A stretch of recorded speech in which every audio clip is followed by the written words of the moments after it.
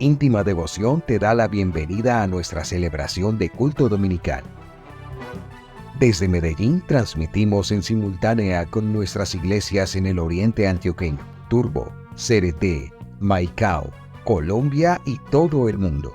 Somos una iglesia que cree, obedece, vive y proclama los efectos transformadores del Evangelio del Señor Jesús. Nos reunimos para vivir un tiempo de alabanza y adoración, compartir con la iglesia infantil, predicar y difundir la palabra de Dios. Visita nuestro sitio web, descarga nuestra aplicación y síguenos en las redes sociales. Año 2024. Viviendo para Jesús.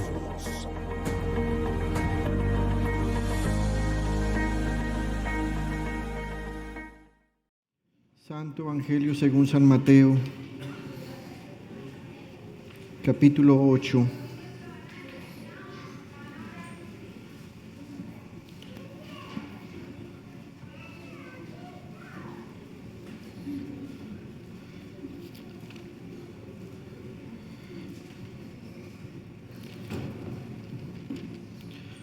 Y se dirige conmigo al versículo 5, vamos a leer desde el 5 hasta el 13.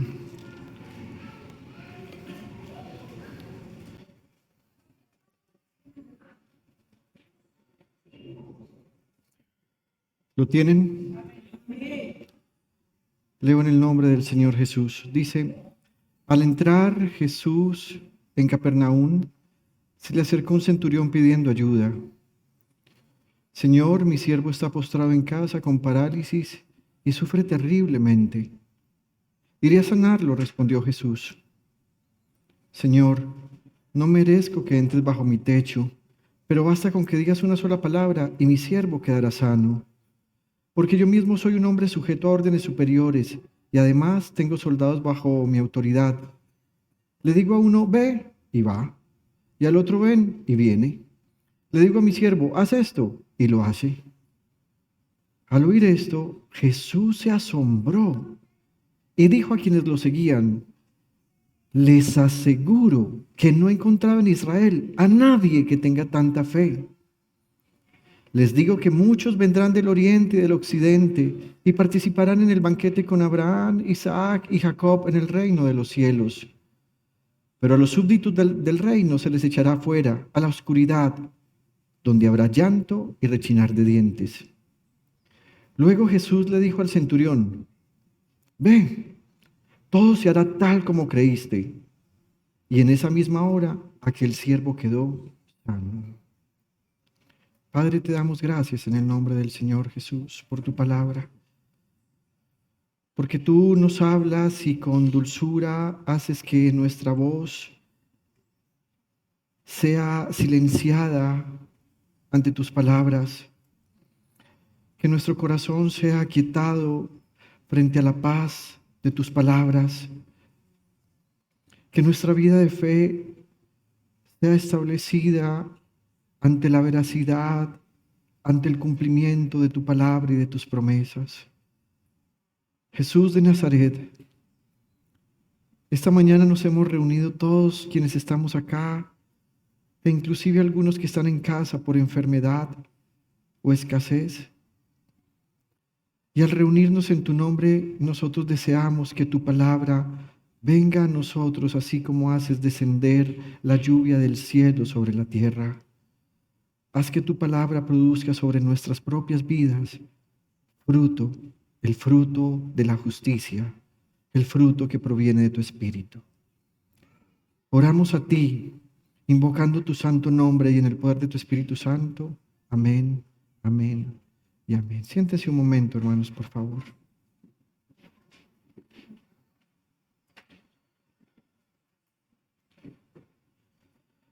La Biblia nos dice que un día el Señor Jesús, cuando estaba comenzando su ministerio, tomó la decisión de irse de su lugar de origen o de su lugar donde había residido durante mucho tiempo, que era en Nazaret, y decidió irse a una ciudad llamada Capernaum. Capernaum era una ciudad costera y era una ciudad muy importante porque se había convertido en un puerto que acogía por lo menos a 3 poblaciones. La población que producía o que eran agricultores y que sacaban al puerto sus mercancías para que fueran transportadas y vendidas a otro lugar. También había en esta población un buen número de pescadores que hacían que tanto los pobladores de Capernaum como inclusive de otras regiones tuvieran peces frescos a la hora de ser alimentados. Y también había varios batallones de soldados romanos, porque Capernaum era una ciudad que se convertía en un paso obligatorio para las personas que venían de Europa y querían llegar a Oriente Lejano, o al contrario, que venían de Oriente Lejano y querían llegar a Europa.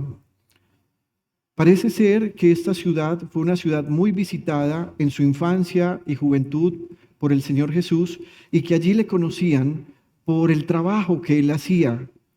La palabra carpintero que se usa en la Biblia para hablar del Señor Jesús no es la misma palabra que nosotros hoy conocemos como aquella persona que se dedica solo a la madera, sino que en esa época tal vez un carpintero era más bien como una especie de ingeniero civil, porque hacían casas, tenían madera y usaban también entonces la piedra y el metal. También algunos historiadores piensan que la familia de Jesús hacía grandes barcos y por eso venían a comercializarlos aquí a Capernaum.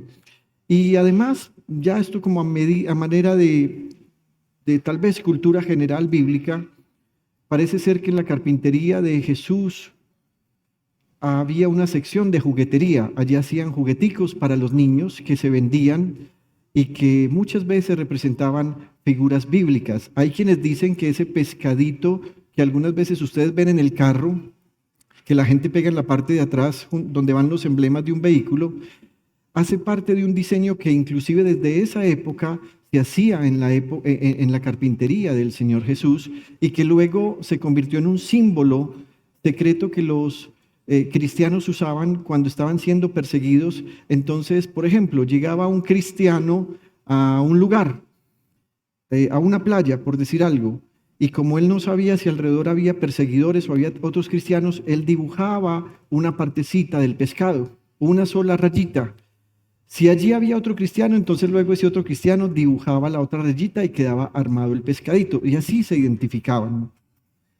Pero la Biblia nos está diciendo que la zona de Capernaum, la ciudad de Capernaum, era una ciudad que se caracterizaba por el mal. Era una ciudad que a los ojos de Dios estaba inmersa en el pecado. Era una ciudad de la cual la Biblia había dicho por medio del profeta Isaías en el capítulo 9, versículos 1 y 2, que sobre esas ciudades se anunciaría la luz para el pueblo que estaba asentado en tinieblas.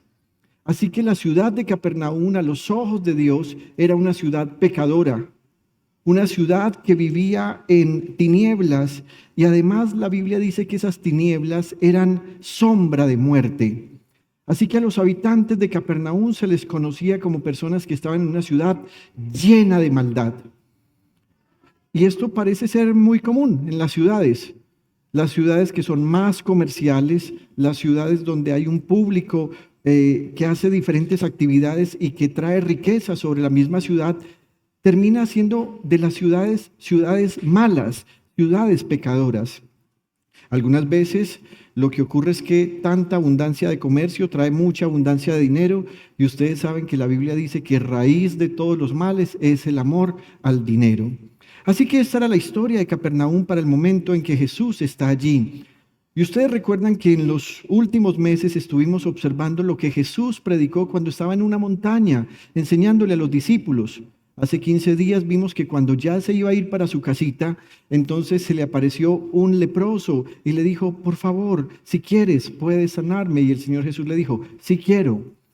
Pero él siguió su camino y ahora llegó a casa. Y cuando llegó a casa, la Biblia nos va a decir que la fama del Señor Jesús ya se había regado por toda aquella región. No solo con todas las personas que lo habían escuchado en la montaña, sino que como él había estado predicando antes de subir a la montaña, su fama se había regado. Así que algunas veces la buena fama no es necesaria por medio de publicidad en redes sociales ni en televisión. En esa época no había nada de eso, sino que la buena fama del Señor se había esparcido por lo que él predicaba y por lo que él hacía. Y Mateo nos dice eso. En el capítulo 4, versículos 23 al 25, la Biblia dice que Mateo escribió esto: Jesús recorría toda Galilea, enseñando en las sinagogas, anunciando las buenas nuevas del reino y sanando toda enfermedad y dolencia entre la gente. Su fama se extendió por toda Siria y le llevaban todos los que padecían de diversas enfermedades, los que sufrían de dolores graves, los endemoniados, los epilépticos y los paralíticos, y él los sanaba. Los seguían grandes multitudes de Galilea, Decápolis, Jerusalén, Judea y de la región al otro lado del Jordán. Pero quería resaltar lo que dice el versículo 24: su fama se extendió. Y esa fama hacía que lo que Jesús predicaba y lo que Jesús hacía cuando sanaba a todas las personas que tenían diferentes enfermedades, llegara a oídos de un hombre que no hacía parte de la nación de Israel. Era un centurión romano. Era un hombre que estaba habitando allí en Capernaum y que habitaba y tenía a tal vez muchos hombres a su cargo. Algunas veces la palabra centurión es una palabra que se relaciona con que tenía a su cargo 100 hombres, pero no es del todo cierto. Inclusive había centuriones, que era más bien un rango militar, más que un número, o más bien que un nombre que definiera el número de hombres que tenía a cargo. Inclusive se cuenta en la historia que había centuriones que pudieron haber tenido solo 30 hombres a su cargo, y de hecho lo general es que ellos tuvieran alrededor de 80 hombres a su cargo. Pero este centurión, por estar en Capernaum, tal vez tenía muchos más hombres, muchísimos más, porque se cree que había por lo menos 4 batallones, y esos 4 batallones significaba que había alrededor de unos 4,000 hombres allí, porque un batallón estaba compuesto de 1,000 hombres, y él estaba a cargo de todos ellos. Pero han llegado a sus oídos noticias, a las noticias, de esas noticias que uno escucha y algunas veces uno dice, ¿si será posible creer eso? Al centurión le llegaron noticias en las que le decían que había un hombre que estaba predicando, y lo que predicaba era las buenas nuevas del reino. Si usted va conmigo otra vez al capítulo 4, versículo 23, versículo anterior, dice: Jesús recorría toda Galilea, enseñando en las sinagogas, anunciando las buenas nuevas del reino. Así que imagínese usted por un momento qué pudo haber significado en un primer momento para el centurión escuchar que hay un hombre que está predicando y diciendo que hay otro reino. El centurión hacía parte del imperio romano. Ese imperio dominaba todo el mundo conocido, pero él ha escuchado que hay un hombre que predica, y que lo que predica lo confirma con cosas que hace y que son milagrosas: sanar enfermos, sanar epilépticos, sanar a las personas de diversas enfermedades, quitarle los dolores a las personas cuando esos dolores son graves y que son diversos además. También llegó a sus oídos que los endemoniados eran liberados y que inclusive los epilépticos, que para esa época e inclusive para hoy parece que no hay un tratamiento médico que los saque de la epilepsia, Jesús los sanaba. Pero también le llegó a oídos del centurión que los paralíticos eran sanados. Los centuriones, según un escritor español llamado Roberto López Casado, eran oficiales del ejército romano que contaban con mando táctico y administrativo.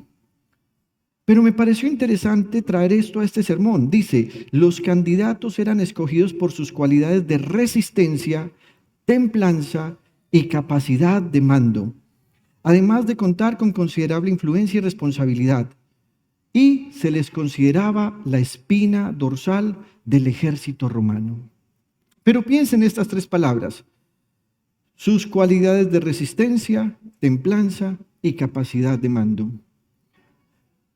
La historia bíblica es cierto que nos muestra a algunos centuriones que al recibir el mensaje del Evangelio se mostraron como hombres nobles y temerosos de Dios. Pero eso pasó después que ellos escucharon el mensaje. Si alguien era una persona noble y temerosa de Dios antes de ser centurión, lo más claro es que no podía llegar a ese cargo. En este cargo no podía haber personas buenas, en este cargo no podía haber personas nobles. Eran personas imponentes, mandonas, fuertes a la hora de pelear, tenían que inspirar a su ejército. Sin embargo, esa generalidad en la que los centuriones eran personas crueles y duros hacia el trato de los demás, hacia sus soldados, hacia los habitantes de los pueblos conquistados y con especialidad hacia los judíos, muestra que también eran crueles y duros en su trato con sus propios esclavos o siervos. Se dice que un centurión romano tenía 2 personas a su lado como colaboradoras, pero eran militares. Sin embargo, cada centurión tenía la oportunidad de tener un siervo particular, como un sirviente privado. Era un sirviente que normalmente trabajaba por comida y por un techo donde vivir. No eran personas que tuvieran derecho a un salario. Según el derecho romano, sí tenían que trabajar una cantidad de años y después de esa cantidad de años podían quedar libres si ellos lo decidían. Pero la Biblia nos enseña que para los centuriones, sus esclavos no es que fueran las personas más importantes. Por el contrario, en el Imperio Romano, ser un esclavo o ser un siervo significaba ser solo un objeto para servir. Así que un esclavo era tenido en la misma condición que una bestia o un animal de carga o un carro en el cual transportaban las cosas. Un siervo, un esclavo se consideraba solo una herramienta de trabajo. Algunos inclusive piensan que los diálogos entre un amo, y normalmente un centurión, y un esclavo, siempre iban en una dirección. Es decir, el centurión ordenaba y el siervo obedecía. Ni siquiera tenía oportunidad de hablar. Pero la palabra del Señor nos va a decir que este centurión del que nos está hablando el evangelista Mateo es un personaje singular. Podríamos decir que tal vez es un buen hombre. Y eso de que es buen hombre se va a demostrar en el testimonio que de él tenían los judíos por actos que había tenido él hacia la nación de Israel, y de lo cual el doctor Lucas nos dice, narrándonos este mismo episodio, lo siguiente. Lucas capítulo 7, versículos 1 al 5. Cuando terminó de hablar al pueblo, Jesús entró en Capernaum. Había allí un centurión cuyo siervo, a quien él estimaba mucho, estaba enfermo, a punto de morir. Como oyó hablar de Jesús, el centurión mandó a unos dirigentes de los judíos a pedirle que fuera a sanar a su siervo. Y miren lo que pasó. Cuando llegaron ante Jesús, le rogaron con insistencia: este hombre merece que le concedas lo que te pide. Aprecia tanto a nuestra nación que nos ha construido una sinagoga. Y eso de que les ha construido una sinagoga no fue un acto de cinismo o de ironía del centurión, fue un acto de bondad. ¿Cuánto desearíamos que apareciera en medio de nosotros un centurión que construyera un templo para íntima devoción? Algunas veces creemos que es la fuerza de muchos, pero aquí fue uno solo, un acto de bondad. Y me parecía interesante pensar en esto. Él construyó una sinagoga en la cual se enseñaba la palabra de Dios y se adoraba. Pero por ser romano, él no podía entrar a esa sinagoga. Construyó un edificio del cual él no podía disfrutar lo que ocurría dentro de ese edificio, que era la presencia de Dios. Así que los evangelistas nos están poniendo a considerar lo siguiente. Él tiene un acto de bondad, les construye una sinagoga. Los judíos la disfrutan, pero él no puede entrar. Así que él no escuchaba lo que se enseñaba allá. Y si algo de la palabra de Dios escuchaba es porque tal vez estos mismos dirigentes se acercaban a él y cualquier cosita le explicaban del Dios de Israel. Pero él ha escuchado que hay un hombre que está predicando y cuando predica no se encierra en una sinagoga, no se encierra en un templo, sino que está a campo abierto y el mensaje que predica no tiene códigos secretos como hacían los judíos, sino que es un mensaje que todos podían comprender. La Biblia dice que entonces esos actos buenos que tal vez diferenciaban a este hombre fue que, en primer lugar, construyó un templo para los judíos. Y lo llamaré templo, aunque la Biblia en realidad dice sinagoga, un lugar de reunión. Pero hubo otra cosa que además, según los evangelistas, mostraba que este hombre era bueno.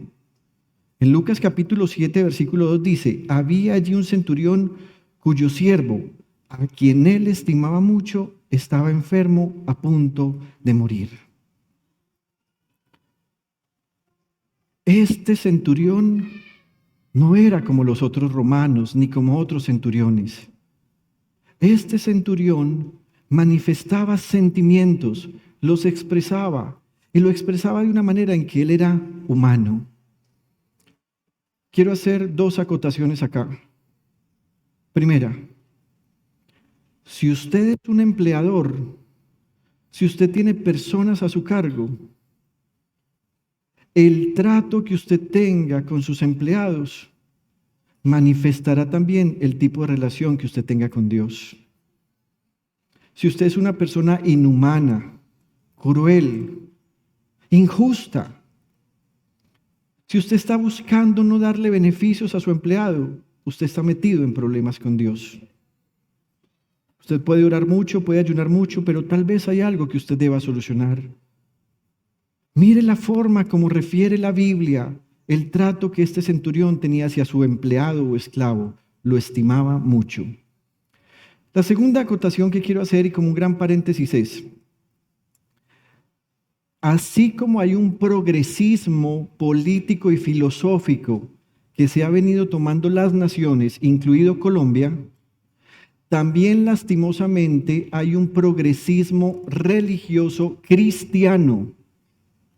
Ese progresismo religioso cristiano ha llegado al punto, por medio de iglesias como el luteranismo y algunas iglesias reformadas, a decir que cuando Lucas escribió diciendo que el centurión estimaba mucho a su esclavo, lo que en realidad estaba diciendo es que ellos dos eran una pareja homosexual.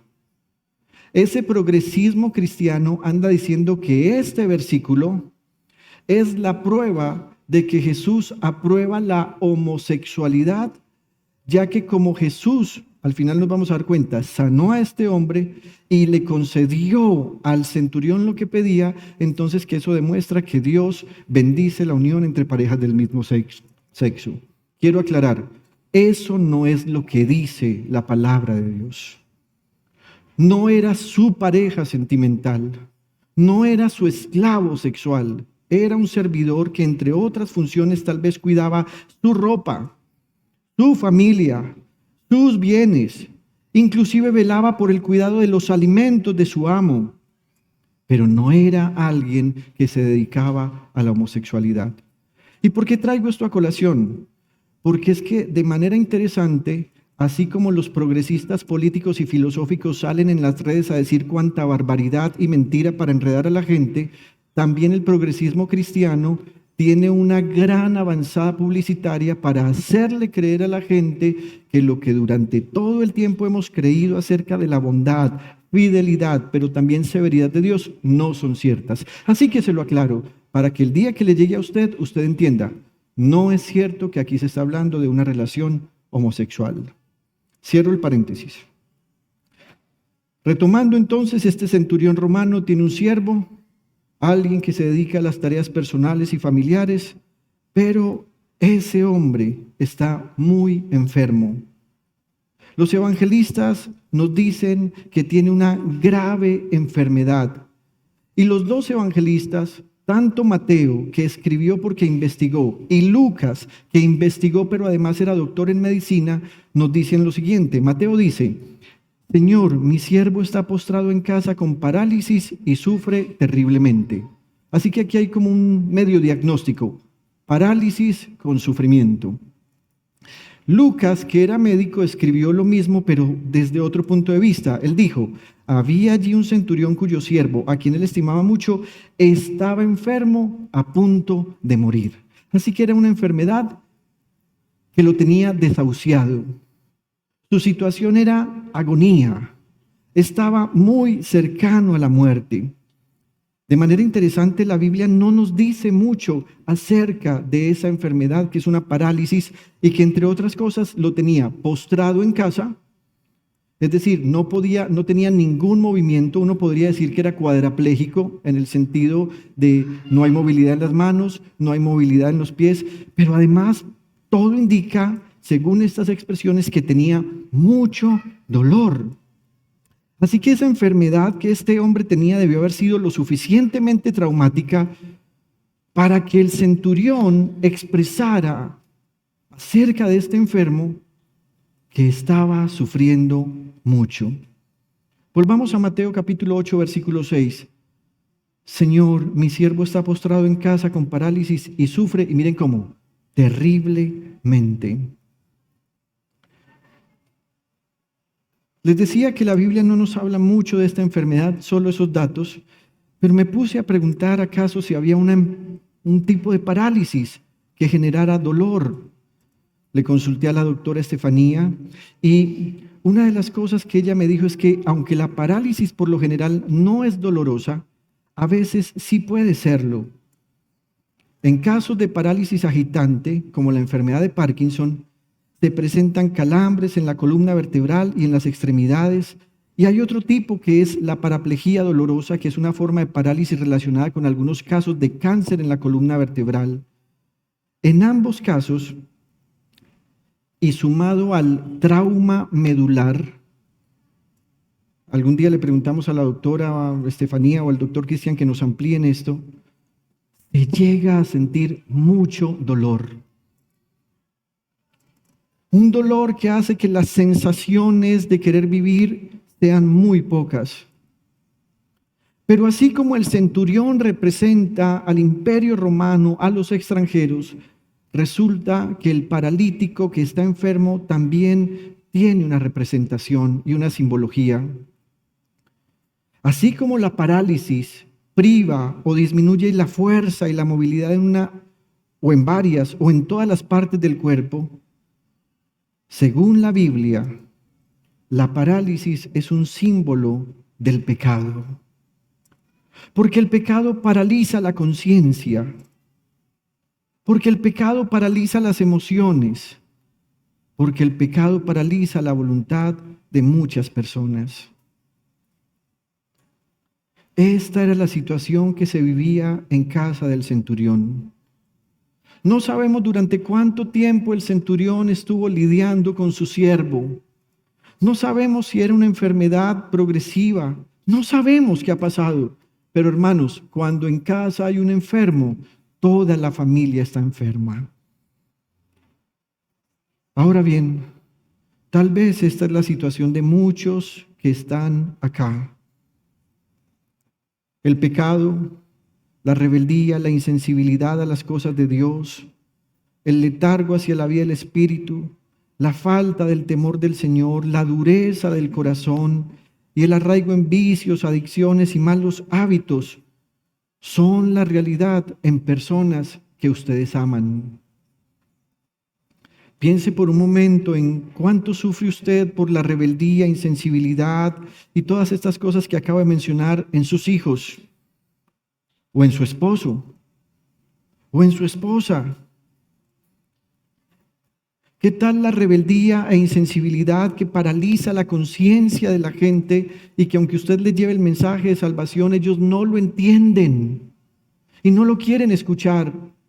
Y son personas que usted ama, inclusive sus propios padres, sus hermanos, sus familiares.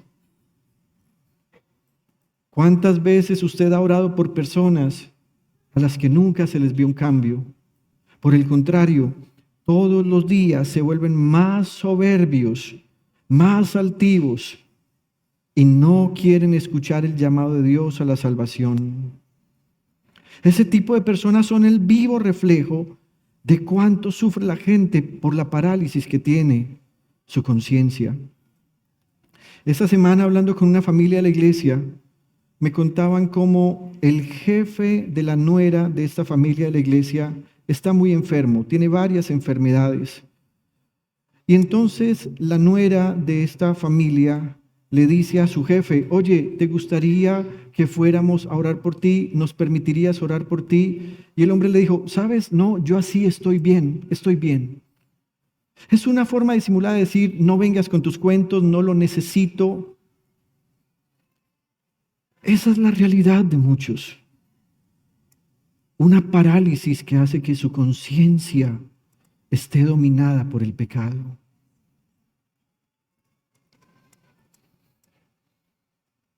Sin embargo, el centurión, por el afecto que tenía hacia su siervo, tomó una decisión. No se deshizo de él, no lo mató, no lo sintió como una carga fastidiosa de llevar.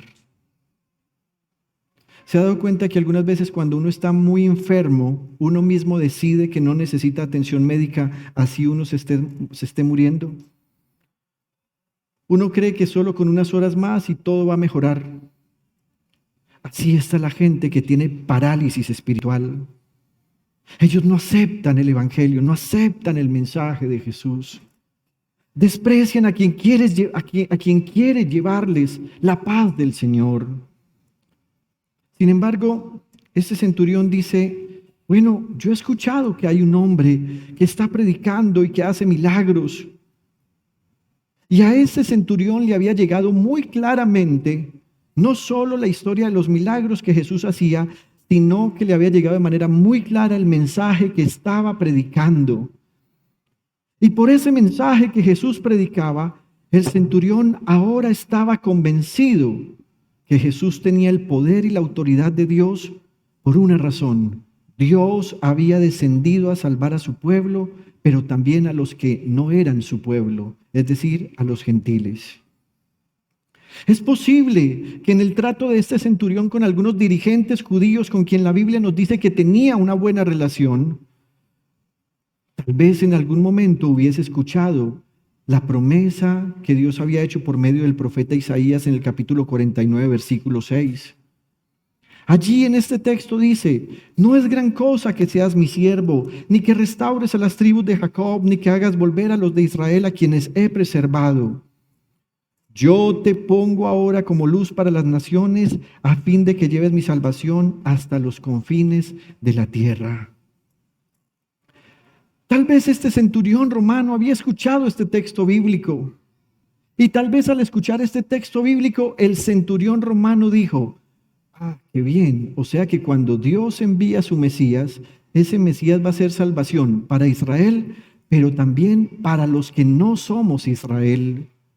Y usted sabe que cuando a uno le interesa algo, uno guarda eso en el corazón.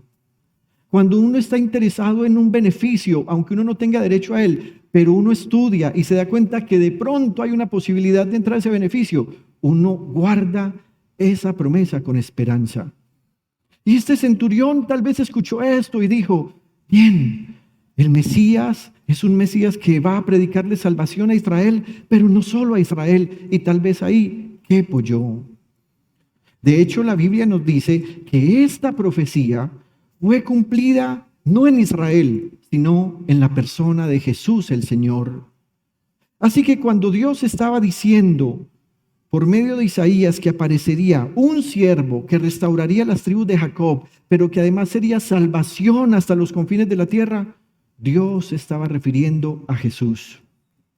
Y en el Nuevo Testamento, la Biblia nos va a mencionar que un hombre llamado Simeón, que era de la casta sacerdotal de la nación de Israel, pero que tenía una comunión espiritual con Dios, no una intimidad religiosa, sino una relación íntima con el Espíritu de Dios. Cuando llevaron a Jesús a presentarlo al templo siendo un niño, él hace una proclamación profética basado en esto que Dios había dicho. En Lucas capítulo 2, versículo 27 y siguientes dice, movido por el Espíritu, observe que está hablando del Espíritu Santo, fue al templo. Cuando al niño Jesús lo llevaron sus padres para cumplir con la costumbre establecida por la ley. Y mire lo que pasó. Simeón lo tomó en sus brazos y bendijo a Dios. ¿Y cómo lo bendijo? Según tu palabra, soberano Señor, ya puedes despedir a tu siervo en paz, porque han visto mis ojos tu salvación que has preparado a la vista de todos los pueblos, luz que ilumina las naciones y gloria de tu pueblo Israel. Gloria a Dios. Así que estas noticias seguramente llegaron al centurión. Los centuriones no eran personas fáciles de convencer. Cuando ellos estaban convencidos de algo es porque ya lo habían estudiado, porque ya habían preguntado, porque ya habían investigado. Ellos no podían darse el lujo de cometer errores siendo militares tan importantes del imperio de la época. Así que el centurión supo que Jesús era la salvación de Israel, pero también Jesús era y es la salvación de todas las naciones en las cuales él, como romano y como gentil, también estaba incluido. ¿Qué hizo entonces el centurión? No dudó en acudir al Señor. Es interesante que el evangelista Mateo y el evangelista Lucas nos presenten esta misma historia con una pequeña diferencia. Mateo nos da a entender como si el centurión hubiera ido a hablar con Jesús de manera personal. Pero Lucas nos dice que el centurión mandó a unos dirigentes judíos a que pusieran la cara por él ante Jesús. Y yo me preguntaba, ¿por qué habrá esta diferencia? Y creo que la respuesta es sencilla. Simplemente Mateo quiso evitar dar muchos detalles porque aunque la conversación, ayúdenme con el feedback, por favor. ¿Cómo? Aunque la conversación pudo no haberse dado personalmente, Jesús conoce cuando alguien tiene una intención de comunicarse directamente con él. Así esa persona se sienta indigna de hablar con el Señor. En Mateo capítulo 8, versículo 6, se nos va a mostrar que ante esa súplica, ante esa petición, ante esa oración, el Señor va a dar una respuesta verdaderamente llena de gloria, de alabanza, pero también de regocijo para el centurión. Versículo 6, Señor, mi siervo está postrado en casa con parálisis y sufre terriblemente. Versículo 7, iré a sanarlo, respondió Jesús. ¿Te puedes imaginar lo que habrá sentido el centurión?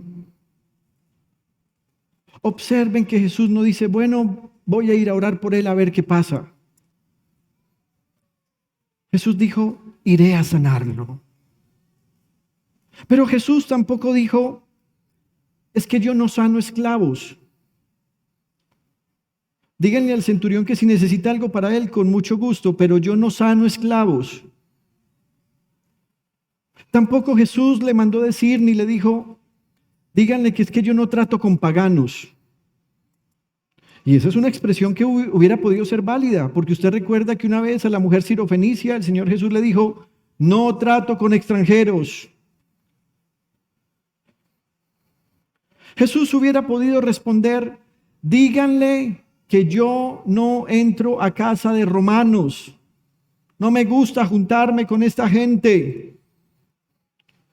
Pero no fue la respuesta de Jesús. Jesús dijo, iré a sanarlo. Querida iglesia, no hay lugar a donde Jesús no pueda ir. Pero va a ocurrir algo que va a traer un asombro sobre el Señor Jesús. Y eso que lo va a asombrar o lo va a sorprender es que, primero, el centurión expresa que reconoce la autoridad y el poder de Dios en Jesús.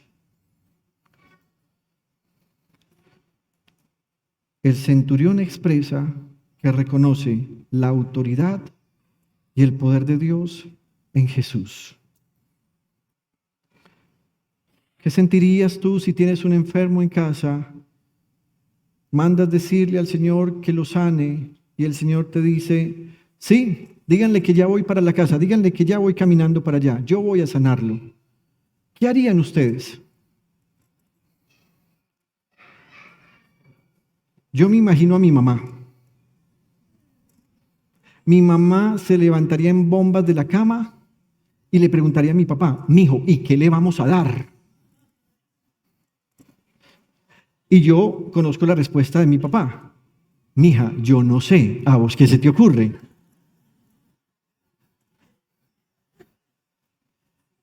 Y entonces mi mamá diría, ¿será que le hacemos frijoles rancheros, mijo? Y entonces mi papá dice, me parece bien. Y ya me la imagino allá picando la salchicha. Tiqui, tiqui, tiqui, tiqui, tiqui. Tocineta, tin, tin, tin, tin, tin, tin, tin. Raspando la panela, y no les voy a decir más para no darle la receta de mi mamá.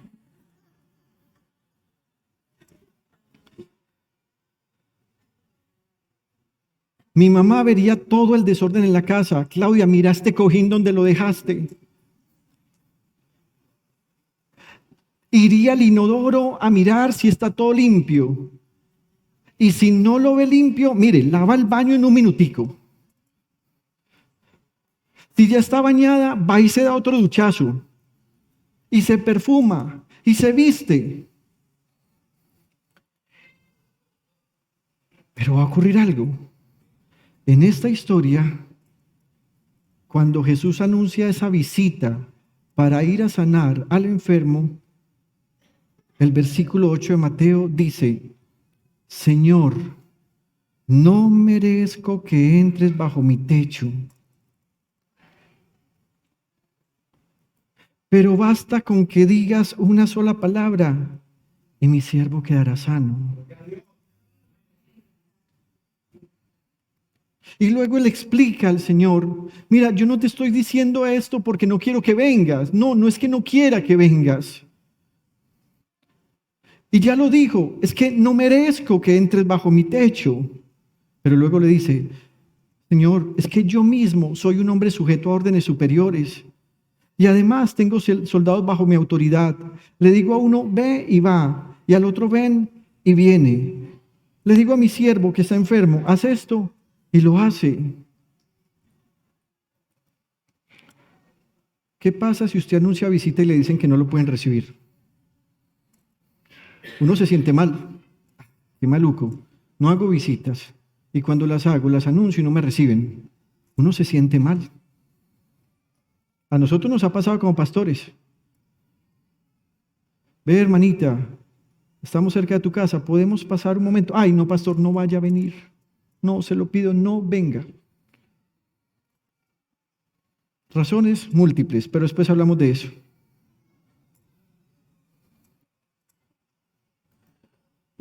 Este hombre, el centurión, que estaba acostumbrado a mandar, en realidad lo que está haciendo con esta respuesta es demostrando una asombrosa humildad ante la presencia de la verdadera grandeza y majestad que es Jesús. Y le voy a explicar por qué. Una de las características que había en el Imperio Romano es que los oficiales romanos y los senadores que hacían parte de la república y que luego eso se convirtió en imperio, pero seguían teniendo un papel, digamos, medio protagónico, eran personas muy ricas. Y una de las cosas que ellos hacían cuando empezaban a ganar dinero era construir hermosas casas que tuvieran grandes jardines y que de alguna manera se parecieran al palacio del emperador romano. Además, las amoblaban con muchos lujos y trataban de tener lo mejor. Cuando alguien visitaba a un funcionario romano, ellos se sentían felices de recibir gente, no porque eran buenos anfitriones, sino porque querían que vieran toda la opulencia que ellos tenían, toda la capacidad económica que tenían. Y aunque estaban fuera de Roma, porque acuérdense que esto está ocurriendo en Capernaum, cuando iban a un territorio, ellos construían la mejor casa para el centurión romano y tenía que tener características que se asemejaran al palacio del emperador. Ahora bien, en Roma era común que entre servidores del imperio se visitaran entre ellos, pero pocas veces ocurría que el emperador le decía a alguien: quiero ir a tu casa. Así que cuando alguien recibía una autoinvitación del emperador, esa persona le decía al emperador: emperador, su majestad, yo no soy digno de recibirlo en mi casa. Su gloria y su pomposidad, su autoridad son tantas que no soy digno de recibirlo en mi casa. Así que esta expresión, cuando el centurión le dice al Señor: no merezco que entres bajo mi techo, en realidad es una declaración que evocaba una costumbre romana en la que la gente se sentía indigna de recibir la visita del emperador romano. Pero entonces, ¿por qué este hombre se lo está diciendo a ese predicador a quien él ha acudido como el médico de su siervo? Por una razón. Lo que el centurión romano está diciendo es que él no recibirá a Jesús en su casa porque su casa sea pobre o porque tenga vergüenza de mostrar el lugar y las condiciones donde vive. Tampoco porque no haya con qué tener un delicioso banquete para atender a este médico. Es por algo más. El centurión está reconociendo a Jesús como el verdadero rey, como el rey más grande y como la majestad suprema. Gloria al Rey de Reyes.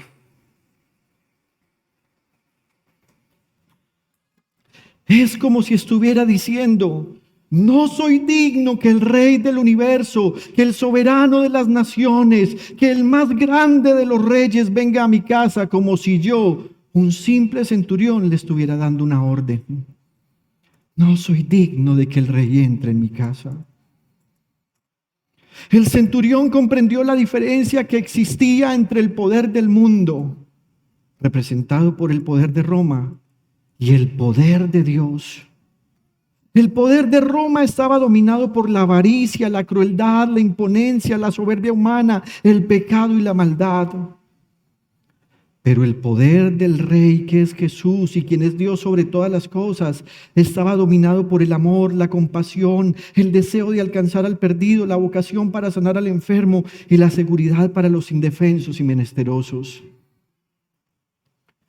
El que el centurión le haya expresado a Jesús una frase que era solo para el emperador romano, ponía en riesgo al emperador. ¿Usted se imagina lo que pensaron los soldados que estaban a cargo del centurión cuando lo escucharon a él decir: por favor, Señor, no soy digno, no merezco que entres en mi casa? Todos recordaron que esa expresión se usaba solo para el emperador de Roma y que si Jesús estaba recibiendo esas palabras de este centurión, es porque frente a ellos estaba alguien más grande que el emperador romano. Frente a ellos estaba el Rey del universo. Se llama Jesucristo el Señor.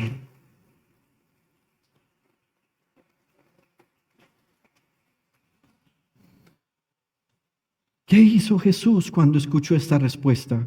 2, el asombro del Señor Jesús.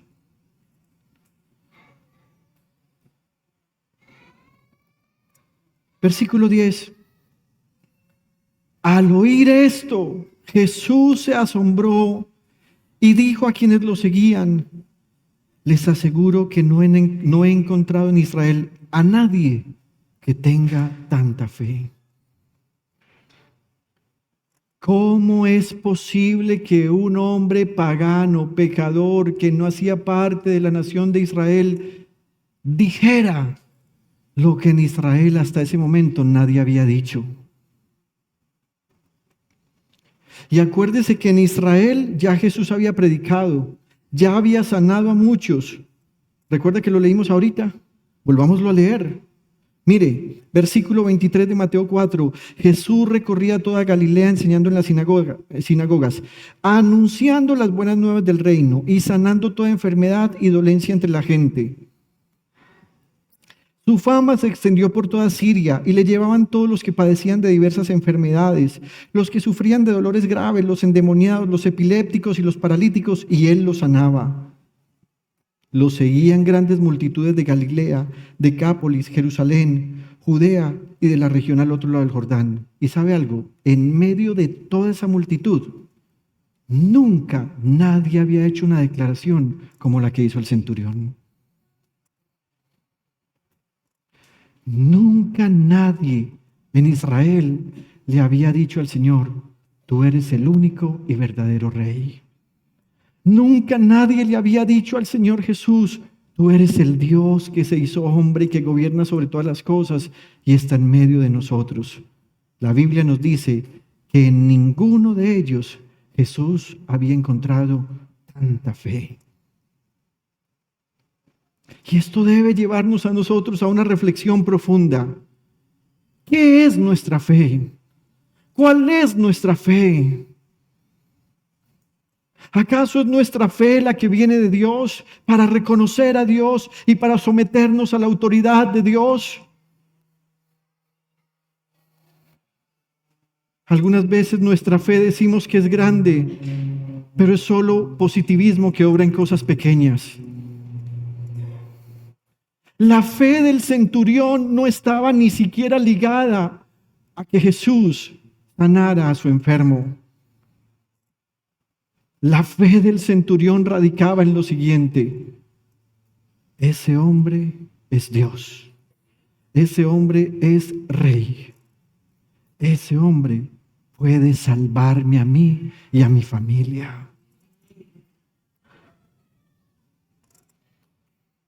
Jesús no es un Jesús cualquiera, no es un Dios cualquiera, no es un ser cualquiera. Algunas veces veo a la iglesia tan debilitada en su fe. Pastor, es que oro al Señor y el Señor no responde mi oración. Algunas veces pienso, tal vez el silencio de Dios es que ya te respondió y no quieres aceptarlo. Tal vez es que tú pides, pero no pides conforme a su voluntad. Si tu fe en Jesús depende de que Él te dé todo lo que tú dices pedirle, según tú, en oración, tú no tienes una fe verdadera. Porque la fe verdadera no es para creer lo que Jesús puede hacer. La verdadera fe es creer que Él dice quién es. Él es el Rey sobre todas las cosas. Cuando yo me acerco a una persona en la que no confío, entonces yo estoy siendo un insensato al pedirle algo a esa persona de quien no confío. Cuando yo le pido a alguien que sé quién es y que además sé que puede, entonces mi fe no está radicada en la respuesta que Él me dé. La fe está establecida en quién es esa persona. Eso fue lo que asombró al Señor Jesús. Al Señor Jesús no lo asombró que Él le hubiera mandado decir o que Él hubiera venido a postrarse o a decirle. Al Señor Jesús lo asombró que este hombre dijera: yo pertenezco a un imperio. Y durante mucho tiempo he visto a mi propio emperador como la persona más grande del mundo. Pero hoy me deshago de eso y te declaro a ti como el verdadero Rey en el cielo y en la tierra. Y Jesús dijo: ¡wow! Este hombre lo entendió. Además, esta situación hizo que el Señor Jesús gracias a ese asombro por la respuesta de este centurión, se refiriera a usted y a todos los que sin ser judíos recibirían su palabra y la fe verdadera para creer en él. Es interesante que después de escuchar estas palabras del centurión, la Biblia dice que Jesús se asombra, pero no le dice inmediatamente que irá a sanar a su siervo. Jesús aprovecha esa oportunidad para decir otra cosa que nos conviene a usted y a mí. Versículo 11. Les digo que muchos vendrán del oriente y del occidente y participarán en el banquete con Abraham, Isaac y Jacob en el reino de los cielos. Pero a los súbditos del reino se les echará fuera a la oscuridad donde habrá llanto y rechinar de dientes. Expliquemos esto. Los judíos creían, y aún creen, que cuando viniera el Mesías habría un gran banquete y que en ese banquete estarían los patriarcas Abraham, Isaac y Jacob, gozando de la salvación de Dios solo por ser judíos. Pero además ellos creían que mientras estaban en ese banquete con Dios, solo por ser judíos, afuera estarían las demás naciones siendo destruidas. Sin embargo, movido por el ejemplo del centurión, Jesús va a aclarar esta falla doctrinal que tenían los judíos y va a decir que los gentiles, o sea, usted y todos los que sin ser judíos crean en Jesús, serán los que entrarán en el banquete celestial.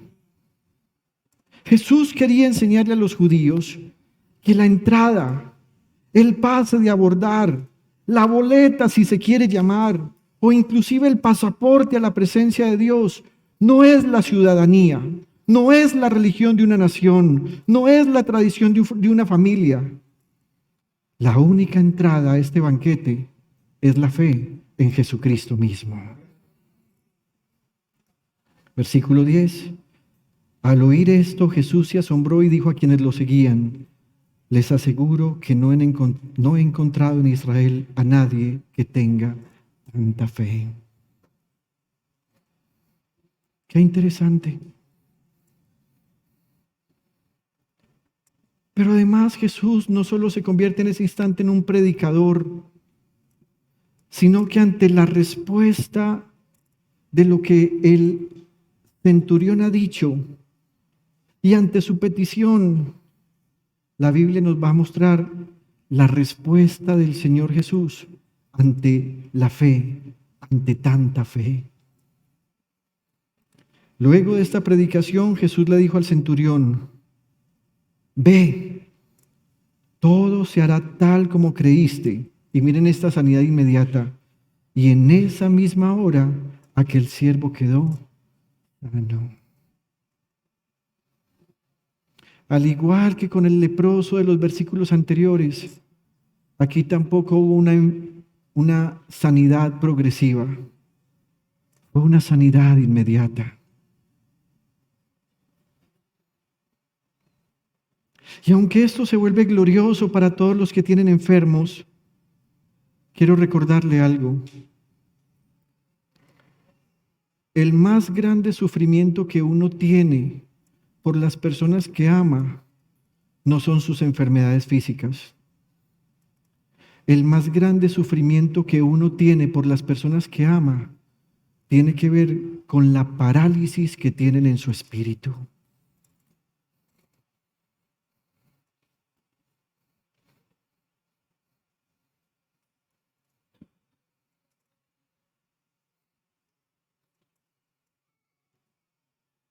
Tu esposo, tus hijos, tus padres, todos aquellos a quienes les has dado testimonio, todos aquellos a quienes les has explicado el Evangelio, todos aquellos de quienes has tenido que recibir palabras insultantes porque seguramente te dicen y dicen de ti: no, es que ese se volvió evangélico de una iglesia por allá donde los manejan como borregos para darle el diezmo al pastor. Eso es lo que la gente dice.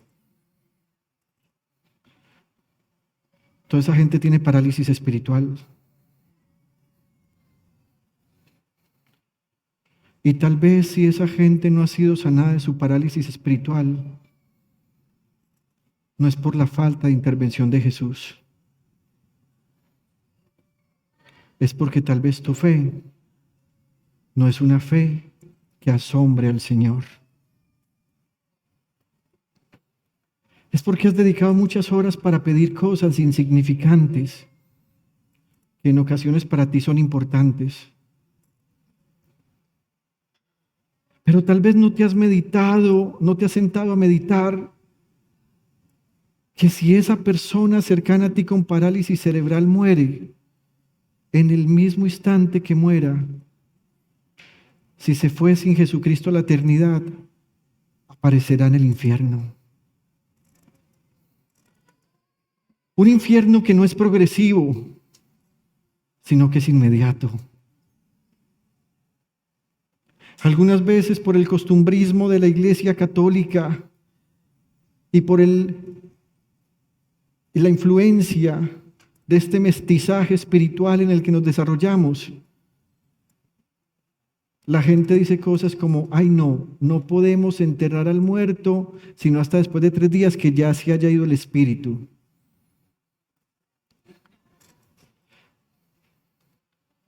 Queridos hermanos, cuando alguien muere, en el mismo instante que muere, se enfrenta a la eternidad. Si murió con Cristo, está en el paraíso, aún no en el cielo, sí en el paraíso. Pero si se fue sin Cristo, inmediatamente está en el infierno.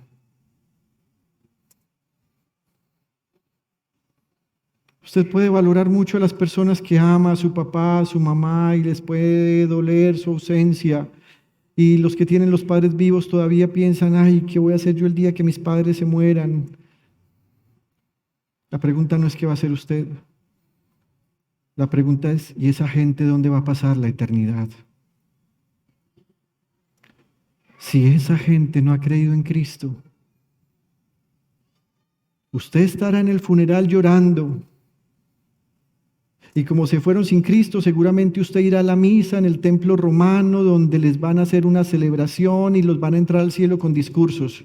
Pero usted debe saber lo siguiente: mientras usted está llorando y escuchando los cantos y las boberías que el sacerdote de turno dice porque le encanta entrar hasta el más malo al cielo, su familiar va a estar en el infierno.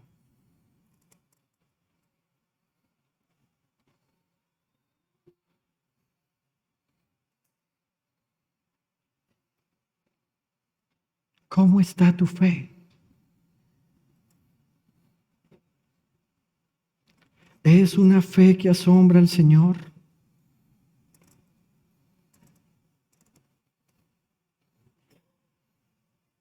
¿Te asombra Jesús de lo que tú hablas con la gente de tu entorno?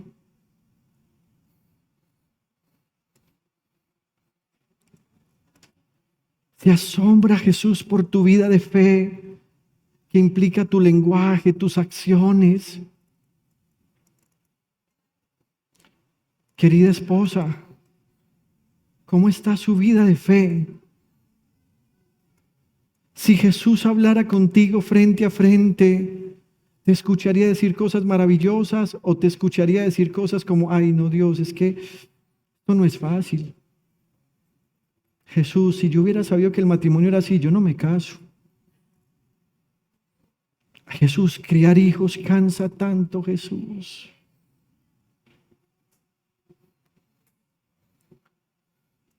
Usted, querido trabajador, ¿qué hablaría con Jesús? ¿Se asombraría el de su fe o usted empezaría a poner quejas? Vea, Señor, ¿cómo le parece que trabajé el viernes desde las 6 hasta las 4? Bueno, llegué un poquito tarde, como a las 6:15, y me la montó el jefe todo el día. Gente tan injusta, Señor. Es que hasta estoy de acuerdo con el presidente Petro. Hay que quitarle la riqueza a estos ricos hijuemamas. ¿Qué hablarías con Jesús?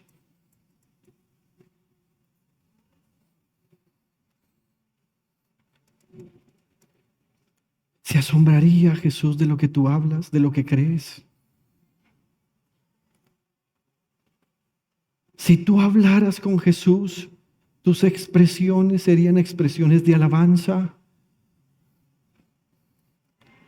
Le dirías: no merezco que entres en mi casa, pero no porque tu casa sea fea o desarreglada, sino porque estás reconociendo que si entra a tu casa, quien está entrando es el Rey del universo. Queridos hermanos, Jesús no es la posesión exclusiva de una religión. Él no es la posesión exclusiva de un determinado grupo denominacional, sectario, apasionado y fanático. Jesús es el Dios de toda la humanidad, de cualquier raza, de cualquier lengua, de cualquier tribu, de cualquier nación, cuyo corazón viva, y permítame redundar, de manera viva, la fe en Él. Así que me gustaría concluir con algunas ideas. Jesús se asombra con la fe de los que entienden su autoridad y poder.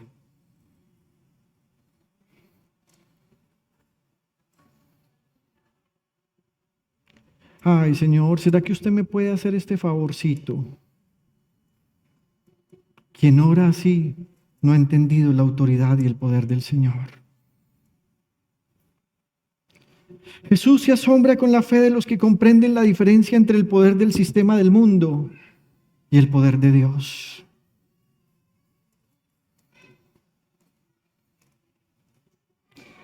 Porque el poder del mundo es malo.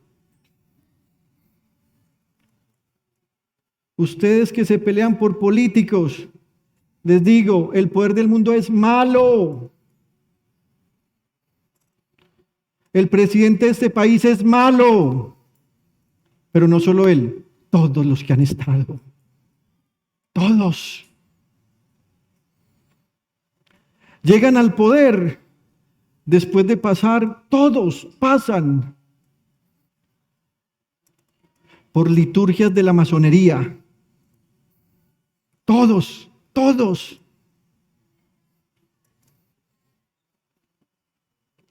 Les encanta salir a la calle peleados con sus esposas, pero salen a sonreírle a la gente y a abrazar a los pobres y necesitados.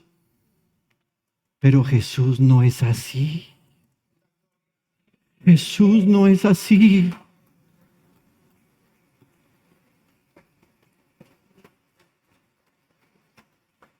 A Jesús no le importa si tú tienes seguridad social o si tienes SISBEN. Él, desde su amor y desde su compasión, puede sanarte. Jesús se asombra con la fe de los que piden por ellos, pero también con quienes se identifican y piden por la necesidad de los indefensos y de los menesterosos. No se deje contaminar por este sistema malvado. Este sistema malvado nos vuelve soberbios y nos hace olvidar a los necesitados y pobres. Pero el reino de Dios hace que todos los días pidamos por los que están en pobreza y en necesidad. Jesús se asombra con la fe de los que no ven en Él un peligro ni a un revoltoso, sino al Rey del universo. Jesús se asombra con la fe de los que se humillan ante su autoridad, aunque ellos mismos estén acostumbrados a mandar. Jesús se asombra con la fe de aquellos que piden compasión por los demás. Jesús se asombra con la fe de los gentiles, incluido tú. Y hoy vale la pena hacer una última aclaración. Este título era la fe del centurión, una fe que asombra a Jesús. La única fe que asombra a Jesús es la fe de aquellos que saben que Él es el Rey sobre todas las cosas. Íntima Devoción te agradece por participar en nuestra celebración de culto dominical. Desde Medellín transmitimos en simultánea con nuestras iglesias en el oriente antioqueño, Turbo, Cereté, Maicao, Colombia y todo el mundo.